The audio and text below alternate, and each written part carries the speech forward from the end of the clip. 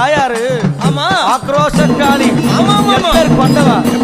அவ கோபப்பட்டு இந்த புவிக்கு வரும்போது ஆமா அவளுடைய பாதம் இந்த புவியில பட்டா உலகமே அழிஞ்சிடும் சொல்லும் போது பார்த்த சிவபெருமான் உடனடியாக ஓடியாந்து